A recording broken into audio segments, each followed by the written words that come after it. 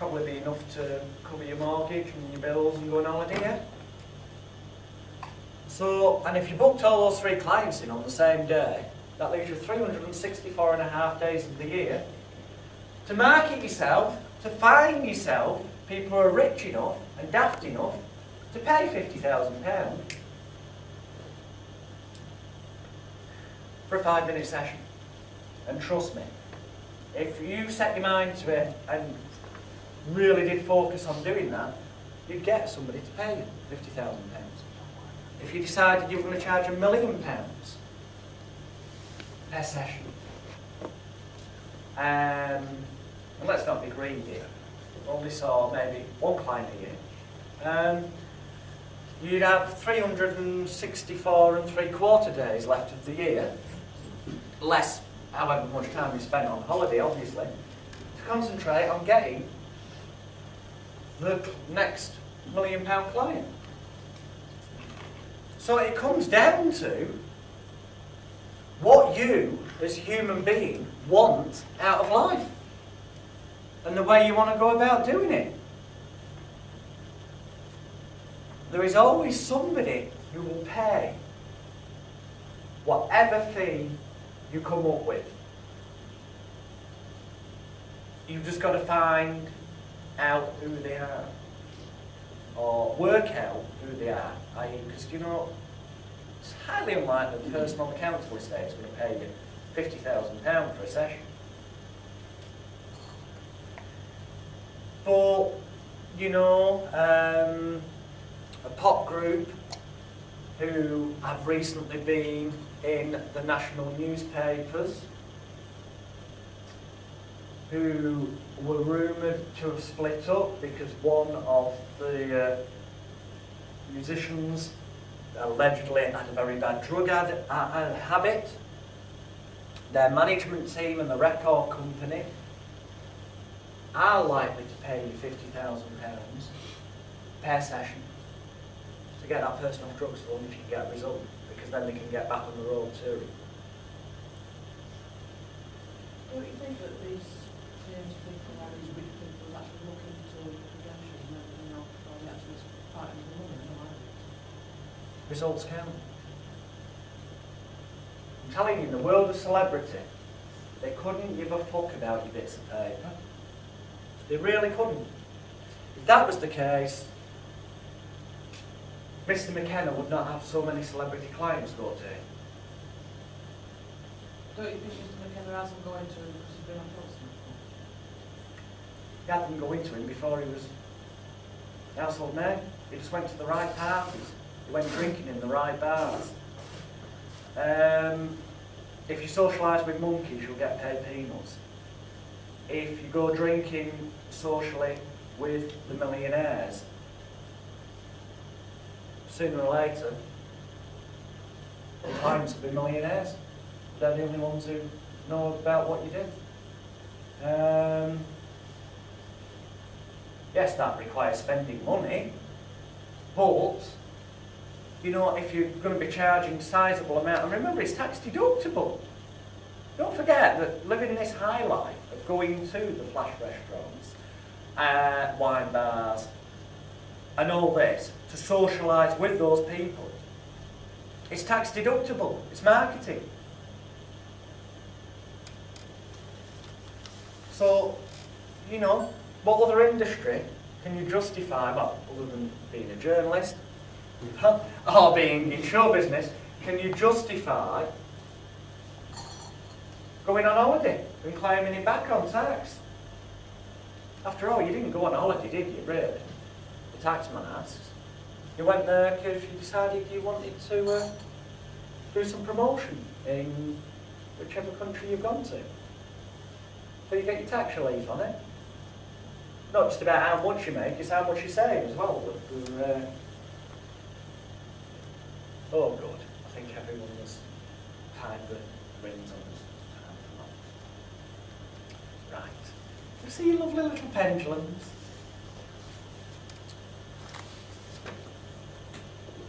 And you can, people that haven't got a pendulum, don't worry, if you really feel the need to give this a go in a minute, I'm sure somebody will lend you a pendulum. If you've got a particularly long string on it, you might want to hold it a bit further down so you can hold it quite nice. Get it straight, that's good.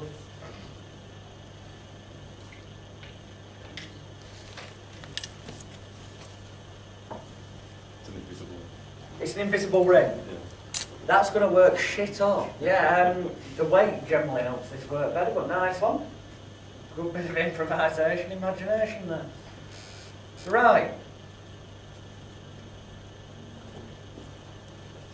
I'm going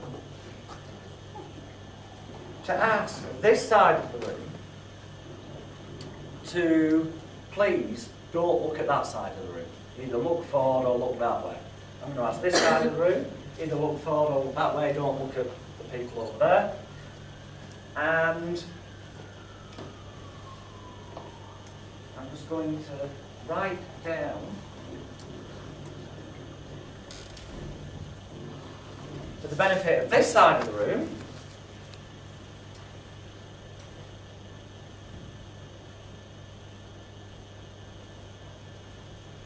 and I'm not saying this on purpose out loud, the reason will come evident later.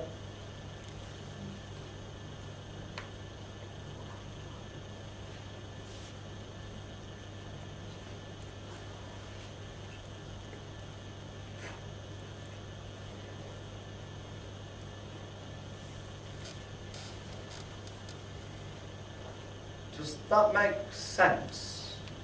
Yeah? In terms of if you were asking your subconscious mind questions, for example, does that make sense? Yeah? Okay.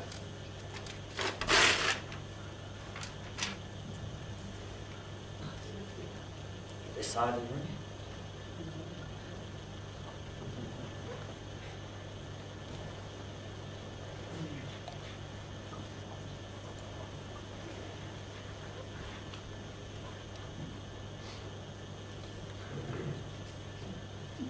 In terms of asking yourself, your own mind, a question, would that make sense? Yeah. You're using your pendulum. In terms of asking yourself your subconscious questions and getting an answer, would that make sense to you? That's what, without saying it out loud. Yeah? Good. Right. To do this, you're going to have to think about something you already know the answer to. Otherwise, really, we won't know how effective this bit has been and which of you it's worked best on until the event takes place. So, I want you to, first of all, kind of say in your own mind to yourself, is my name, and then say to yourself your name. Something that you know for a fact is the answer is definitely yes. And bear in mind, as you do, the instructions I showed you before. Good, there's a few of us on that side of the room. It's that. Nice, yes. Good, good, good. Some people start off a bit slower than others, but no, that's good, that's good, that's good. Remember, don't look at the other side of the room, look at your own. I want you to again think of something you know the answer is definitely yes. For example, kind of say to yourself, is my house number? Something you know for definite is yes. And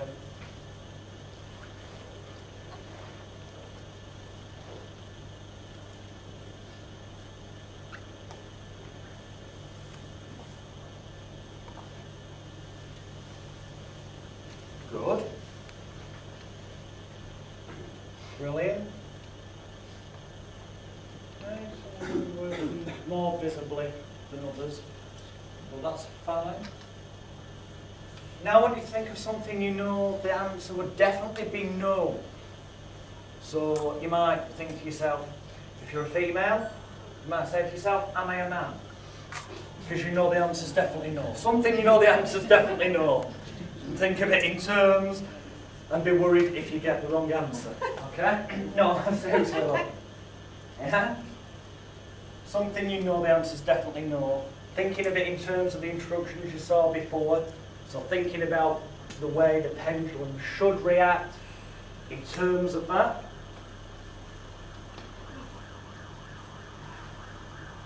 Cool. Cool, cool, cool, cool. Go, go.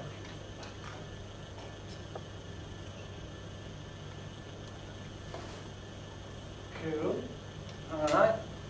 We've got 70-80% of you actually getting a visibly obvious result, which is good. So now you've kind of programmed your pendulum in your mind to answering questions.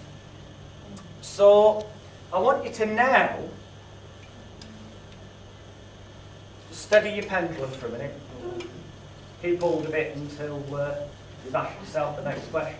I want you to think of an issue in your life that's taken place that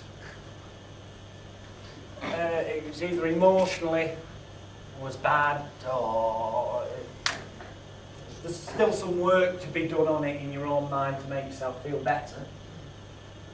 And ask yourself, whatever it is, I don't need to know what it is, but ask yourself this time when you let go of your pendulum, ask yourself in your mind,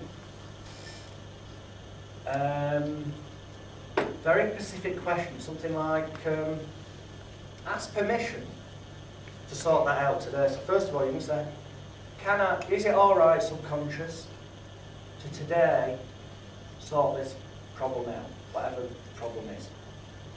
And a lot of you will get a yes answer. Some of you, the time won't be right, obviously, but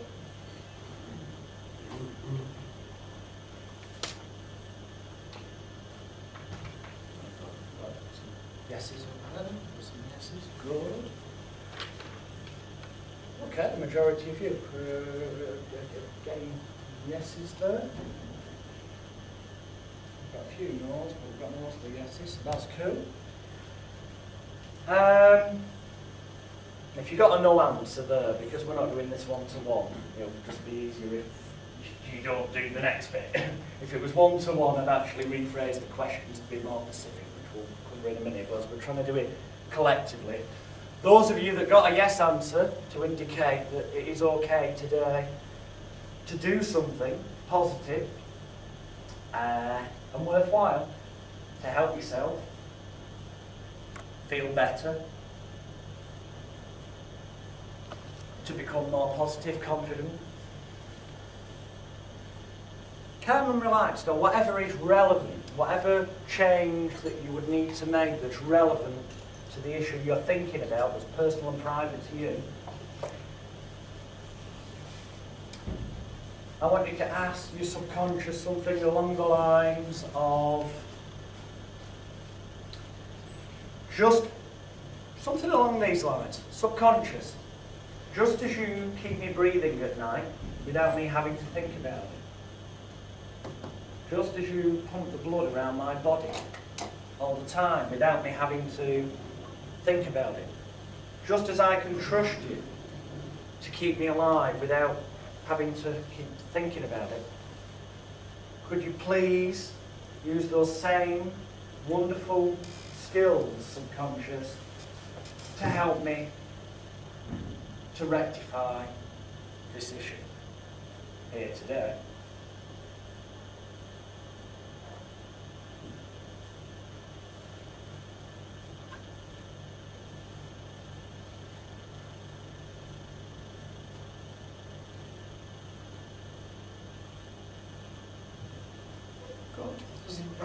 At least 60-70% of you, maybe a little bit more, got a yes answer there. So now, ask your subconscious to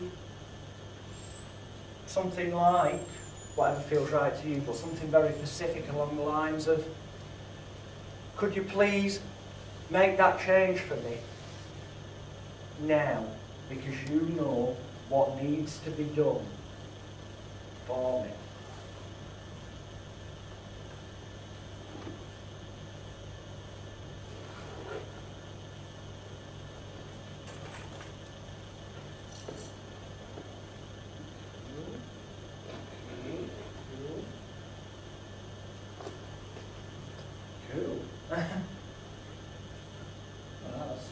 70–80%. Have you got a yes answer there? So what I'd like you to do now is, because your subconscious obviously does look after you without you having to think about it, puts you on autopilot and stuff, it's only fair that you thank your subconscious. So I'd like you to say to yourself, as daft as it seems, in your own mind, say, thank you subconscious for helping me to make this change.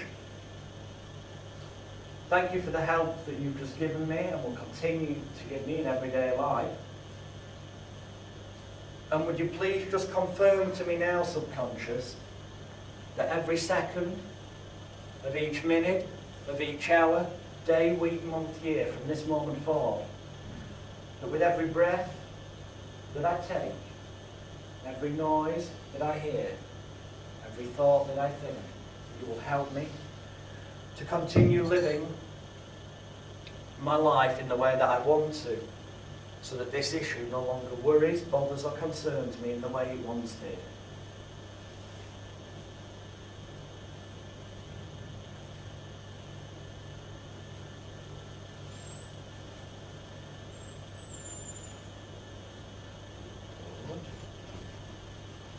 That's good. Some of you, or many of you, will find pendulum will probably slow down and stop very shortly, because you've now done the work that you need to do, the majority of you. And when you feel, yeah, that's slowing down, when you feel it's slowed down, you can relax and put your pendulums down or do whatever.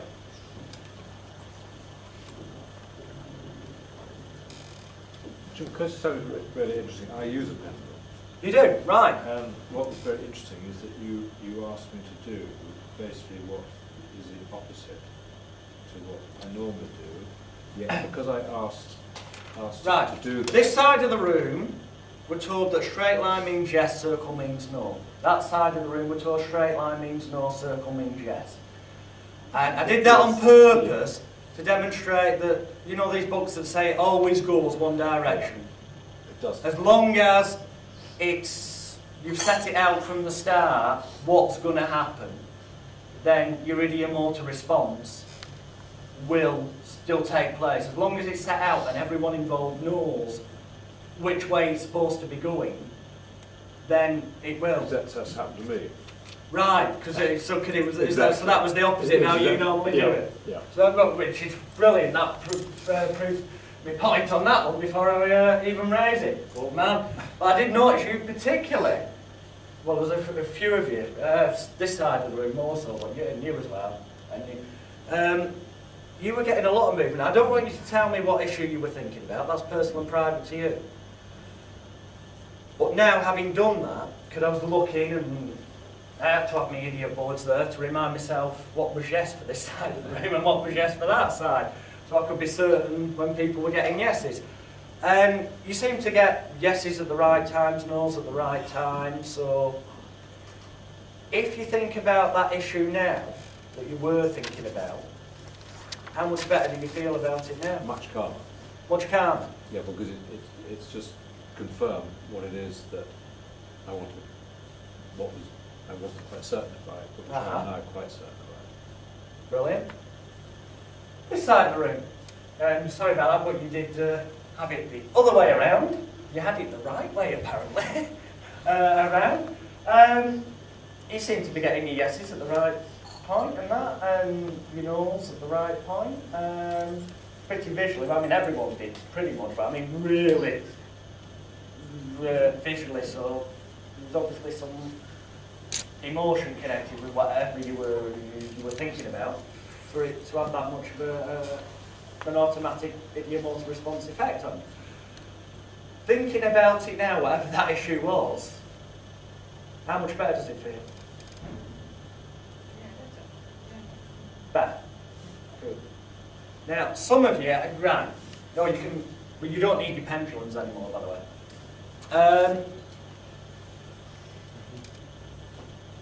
This doesn't work wonderfully well in groups, actually. It's worked remarkably well, actually, in the groups, the yeses and nos we were getting there with the majority of people.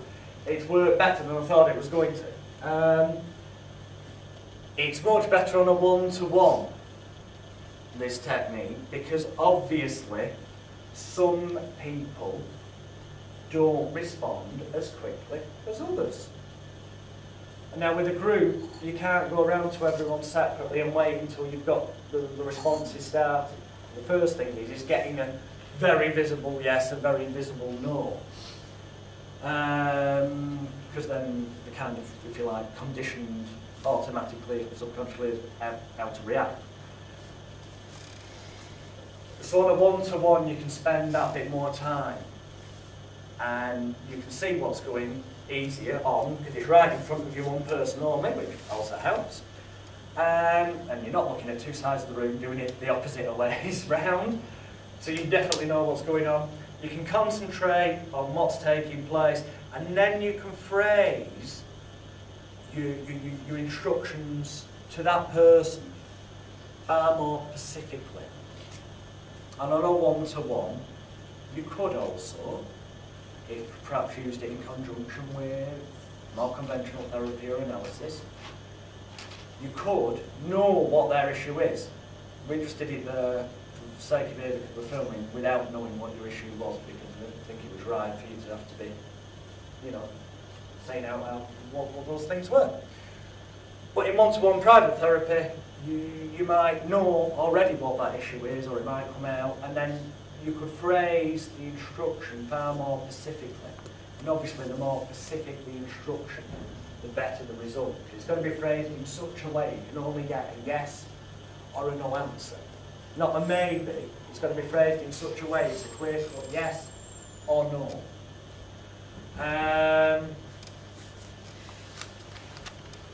And you can buy fancy pendulums, although personally, I would say just have some string in your drawer and cut them a piece at a time and give them that. In the short term it's cheaper, in the long term it's actually dearer. But then it becomes part of the process, them actually making their own pendulum. Which ring would you? In fact, make sure you bring a ring or a bit of jewellery that's sentimental to you. You can make it part of the process. Make it ritualistic. You're making it seem important. No, it must be a piece of your jewellery or something that's sentimental to you. So, because you're attaching importance to what you're doing, as long as it seems important, then the client will come to believe it's being done for a reason. And because you're advertising yourself as a therapist, the logical conclusion is that that reason is because it's part of the therapy and will help them. So, guess what? It has a large effect there, an inbuilt natural suggestion that this will help them. And if we've kept ramming home, bang, bang, bang, bang, bang, bang, as long as people believe and expect what's going to happen, then it will. That is why I purposely instructed this side of the room, one way was yes, one way was no, and this side of the room, different. Just to, you know, kind of demonstrate that the most important thing is not what 1,000,001 books tell us. For the majority of books on pendulums say that it will naturally swing one direction for yes. There is most of the books are consistent on the way they say it will happen. Well, if that's the case, why do we manage to do it different both sides of the room? The important thing is what is in people's heads before you start the process. They need to know that we're going to do X, Y, Z, which means that you will be helped. And as long as they know that you're going to do X, Y, Z, which means that they're going to be helped, then it doesn't matter if that X, Y, Z totally contradicts everything that every expert on the planet has ever written about the subject, because it will still, as long as you do the X, Y, Z and your client believes that that is what is required to help them, then it will help them. Because belief and expectancy are the two biggest, most important things that there are. I mean, I'm interested to learn who actually, in therapeutic purposes, whether my good friend over here uses pendulum in therapy. So, used it in therapy? With Reiki. What sort of, if you don't mind sharing with the group, what sort of results, what kind of way do you go about using it? For decisions, I just use the term, I use the chakras. Right. So mainly for decisions in a similar way. Found that to be effective? Yeah, but it just gives the work. How do you say it works? So the way you've been taught it was the opposite way, and you've been taught to do it that side of the room's way. So you know that kind of shows what a crock of shit all this really is. But if it's put across right, it helps people, and that's the key thing. Because surely, I hope by now the penny's dropping with most of you that deep down I'm actually quite a nice person. Very deep down, but no. And I hope you realise that. I don't know why you're laughing so much behind the cameras. When I do therapy, it bores me senseless. So I try and do as little of it as possible these days. I do care about helping the person and getting them a result. I'm not certain if that's because I care about people or if it's because getting them the result means that they'll be happy and go away and tell other people and market on my behalf. But whatever motivation is, the end result is getting the end result.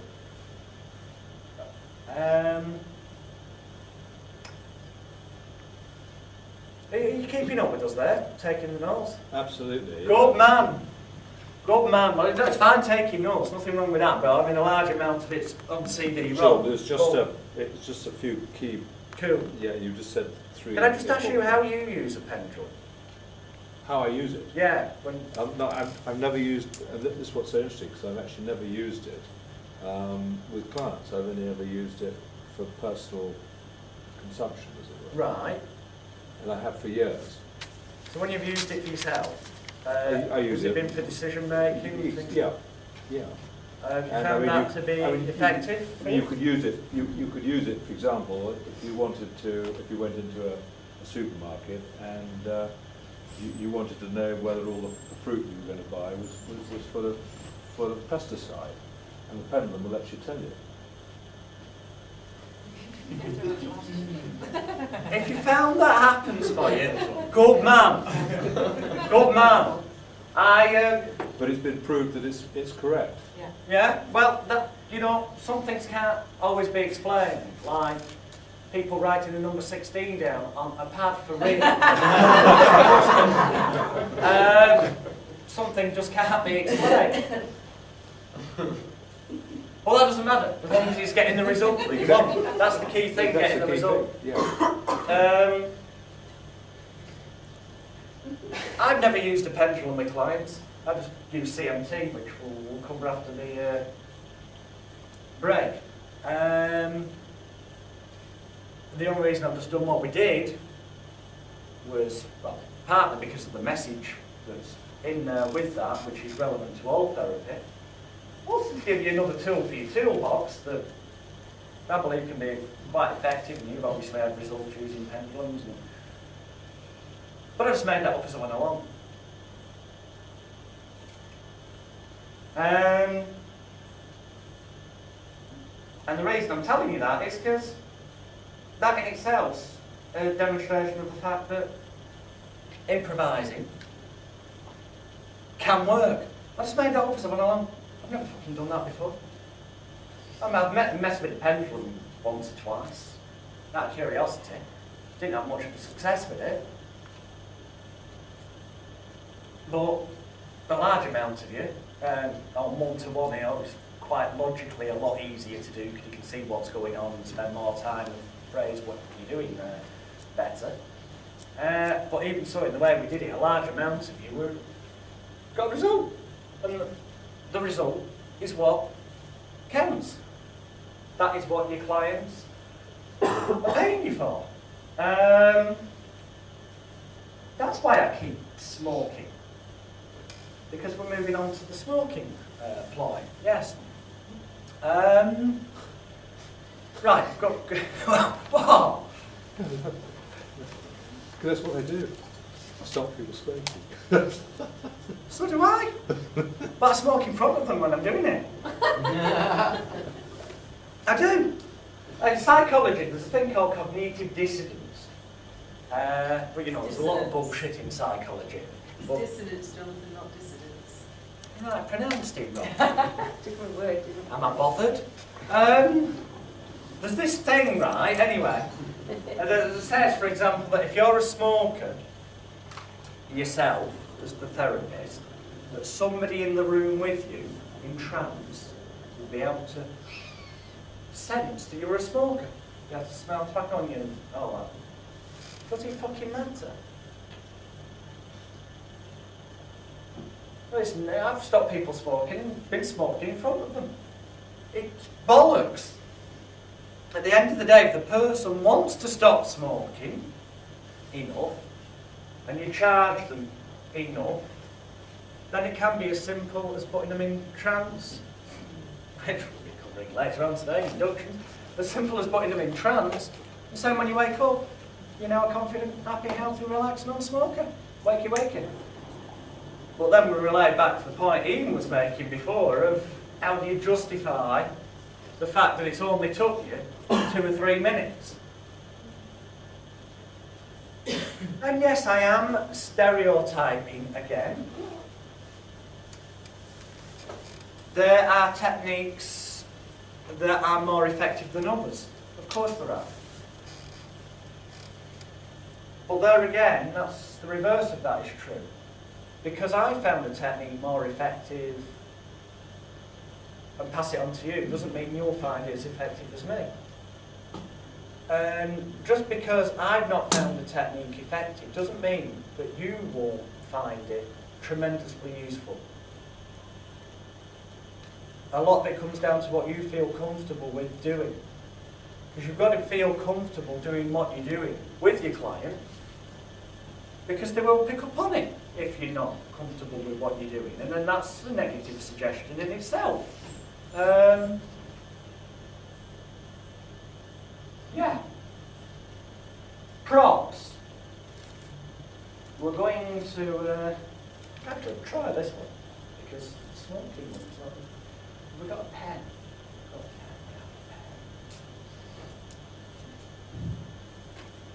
And you can use that as a suggestibility test as well for like group demonstrations, but not for treating them because you can't see the people properly to be able to phrase the questions right. I mean, just purely and simply to get them having it in a straight line and in a circle and stuff. Obviously, you'd have all the group then doing it the same direction, so it makes it easier to see. And the people who, generally speaking, the people who are getting a really big circle or a fast line, like yourself, will be more suggestible when it comes to doing your induction processes. So they will be the better person to get up first in terms of the stage or a group session to demonstrate something on. I've just got some little slip of paper here. What I'd like you to do, I'm going to stand away. I want you to think of an issue in your life, if there's any left, that you'd like to feel better about. You don't need to tell us. And I want you to think of one word that you can put more word to it, a word that means what that issue is, the way you feel about it. Yeah? And then I want you to write that word down on the little slip of paper. But as you do, think about how that makes you feel, the way that you don't want to feel anymore.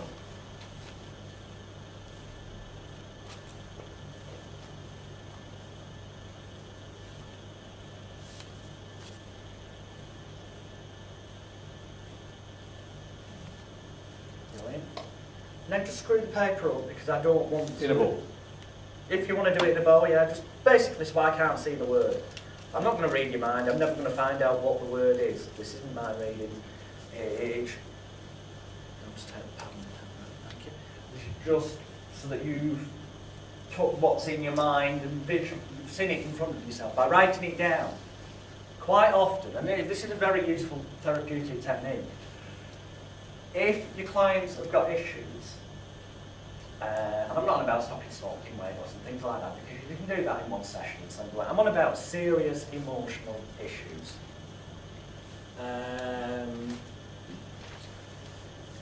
Then you can set them homework of writing it all down before they come next time. Not for you to read, but it's just externalising things, getting them out and writing them down. And quite often make you feel better. It's like getting it out of your system. So that's the idea behind having got you to write that down. So what I'd like you to do with your that's your word that's the issue, whatever that may be for you. I want you just for a few moments, just to close your eyes. We're not going to hypnotise you. I want you to be able to concentrate a little bit and visualise a little bit more clearly. I'd like you to think of that issue as it makes you feel at the moment, in the way it made you feel when you wrote it down. And then I want you to imagine, just see the word, the one word that you wrote down in your mind on a blackboard, as though it's wrote on a blackboard, in whatever colour chalk feels best for you. And only you know what that word is. So I can't tell you how many letters it's got, I don't want to know.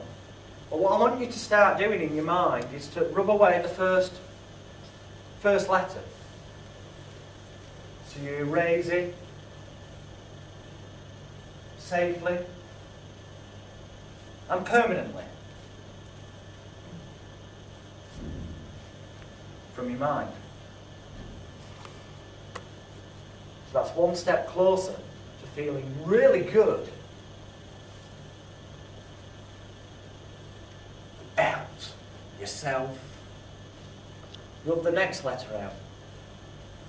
I'm assuming it's got at least 2 letters. So please rub out the next letter in your mind, and if you do notice how good that makes you feel, to finally start removing this problem from your life safely and permanently, here and now. Rubbing away the next letter, notice how good that makes you feel. Every fibre, tissue, muscle in your body, from the tips of your toes to the tips of your fingers. It's almost as though it's feeling like it's being washed with pure spring water, re-energising you and making you feel good about the future. And if there's any letters left, I want you to carry on, as I talk, rubbing them away, so that over the next few moments you can remove safely and permanently from your mind any and all negativity, distress, upset, or bad emotion that was ever connected to that issue, to that word that once troubled you, once bothered you in the past, before you erased it from your memory banks. And when, and only when, in your mind, you've erased that word completely, so that you know it can no longer worry you, bother you, or trouble you in any way, shape, or form. When and only when you know that in your own mind, then I'd just like you to open your eyes.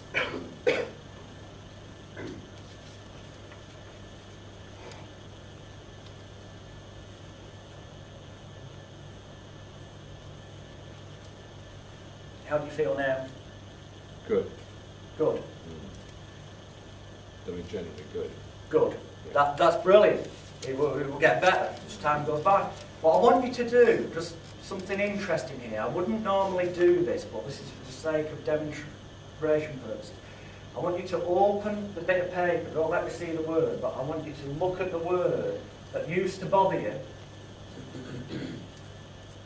And you've probably got it at a safe distance there, haven't you? So I want you to bring it closer towards your eyes, not because I'm saying you're short-sighted, but because I want you to bring it close enough to you that, but stop when it starts to feel uncomfortable. When you get close enough with it that you think, oh, I don't want that back in my life, then just stop in the position. Okay, so there's still a little tiny bit of feeling connected with that, so I want you to screw the paper back up. That's wonderful. We need to eradicate that once and for all. Now, with that paper screwed up in your hand, on your lap, how good do you feel now? Feels a bit of a relief, yeah? It does, yeah. Yeah. So we need to get rid of that forever, don't we? Yeah. So that it can no longer worry you, bother you, trouble you, distress you in any way, shape or form. Would it feel appropriate for you right now to allow me to take that from you if I promise never to look at that word and it remains private to you? Would that feel appropriate? Yes. Yeah, thank you. And, you know, just thank you for trusting me, but I'm not going to look at the bit of paper. We'll just remove from your life forever.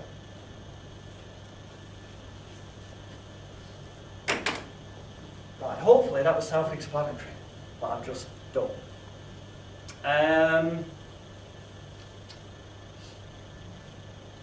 Future pacing, in the sense of the phraseology is such that, you know, that problem that once used to bother you, implying it doesn't anymore. Disassociation, no longer worries, bothers you in any way, shape or form. Short, concise suggestions, so there's minimal amount of words, but they mean everything and can be interpreted in whatever way your client feels is right for them. Externalizing the emotion by writing it down. Anchoring them to the idea that this one word sums up everything to do with that problem.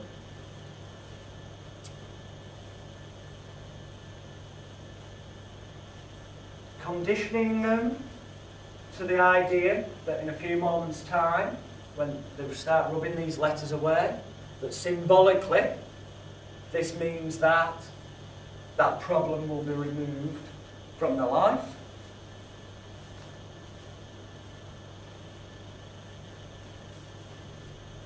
The convincer, if you like, in NLP terms, being, you know, about the can't say the word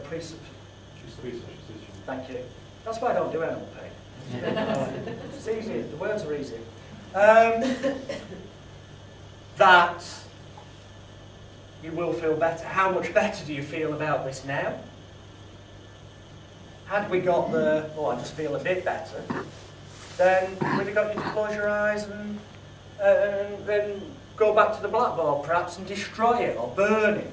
We'd have improvised, and then if after that you'd have still said, well, it's not quite right yet, then we'd have made something else up, like you need to burn the room down in your mind. You know, we keep going until, by giving that intent that any minute now you are going to feel so much better, they will end up buying into it.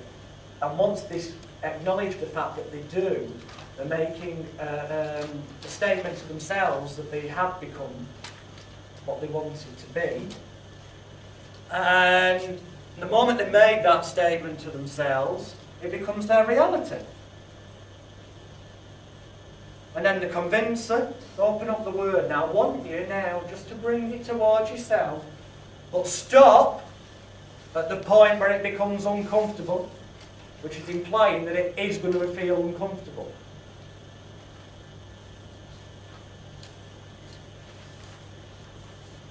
And then giving the idea of, well, that means there's still a little bit of feeling with that, and we want to remove that permanently forever, don't we? And they go, yeah, so you're getting another acknowledgement from them that A, they do feel better, but they want it to be perfect, and B, that they believe that this process that you're doing is working to help them. But then you get them to screw it up again. We ask your permission, can I take that away so it doesn't bother you anymore? And if this is something that had a lot of emotion attached to it, well, I mean, I'll ask you a question here. Give me an honest answer. Everyone's different in life, but would I be right in saying that before we did the process, if I'd asked you to give me the word on the piece of paper, you wouldn't have felt particularly comfortable about it? Yeah. Yes, you would have felt comfortable. I wouldn't have felt comfortable. Right, right. So it is symbolically like letting go of the problem. And then, because you've gone on magictricks.co.uk and bought yourself a little pad of flash paper, which is what you've given them to write it on, and you get 10 sheets for about £2.90.